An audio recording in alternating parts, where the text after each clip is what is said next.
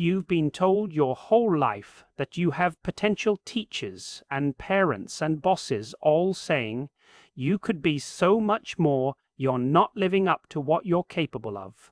And you carry that word like a trophy and a curse because potential means you are not yet what you should be. Your current self, just a rough draft, a placeholder waiting to be upgraded. And here's the paradox that will make you want to burn every report card you've ever received.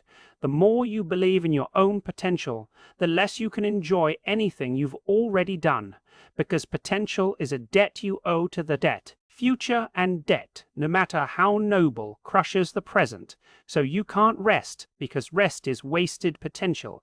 Can't celebrate because celebration is complacency, and you end up not a human being but a project. And projects are never finished, and the data hides in plain sight. People labeled high potential actually reporting more imposter syndrome and burnout and perfectionism than their peers, because the label doesn't motivate, it terrorizes, since potential is infinite by definition, and you can never prove you've reached it. So your brain's reward system never gets to close the loop. There's no finish line to check the box, just a treadmill with no distance counter. And the American twist is we've turned potential into a product.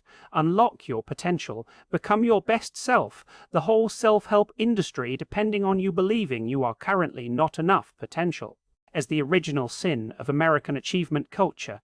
But here's the quiet reversal that only fully lands when you stop chasing the ghost of a future self.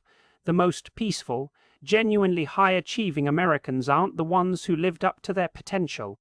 They're the ones who stopped believing in potential altogether and replaced it with presence, asking not what could I become, but what can I do today with what I have as the person I actually am. And they discovered that when they stopped comparing themselves to a fictional future self, the anxiety dissolved and they often achieved more because they could take risks and fail and learn without the fear of wasted promise. Because curiosity is sustainable and potential is not.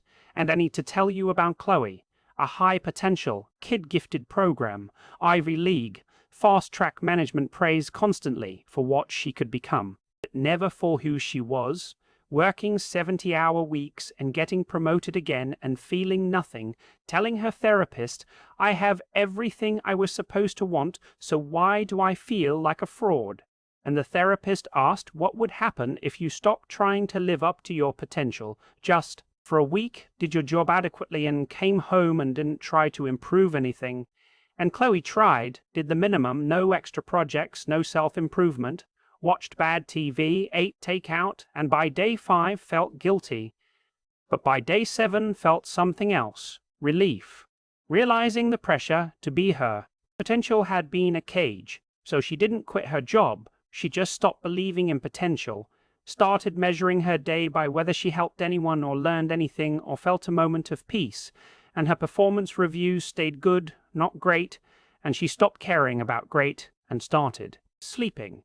Telling me I spent 30 years chasing a version of me that didn't exist, and when I finally stopped, I met the person I actually am, and she's pretty cool. And the American cognitive paradox sits right here. We worship potential as the highest compliment, but potential is a curse that poisons the present, and the only escape is to learn to be enough right now without any upgrades. Still growing, not because you're broken, but because you're alive. And right now your brain might want to defend the pressure as motivation, but ask yourself when you last felt genuinely proud of what you've already done without immediately thinking of what you should do next. And if that feeling is rare, your potential has become a prison.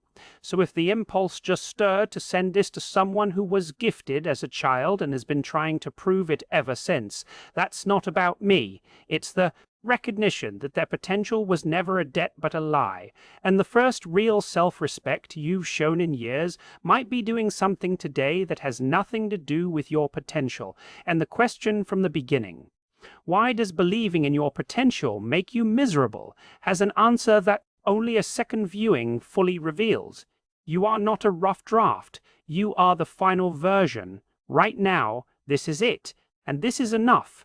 Now go do something that has nothing to do with your potential. That's an order.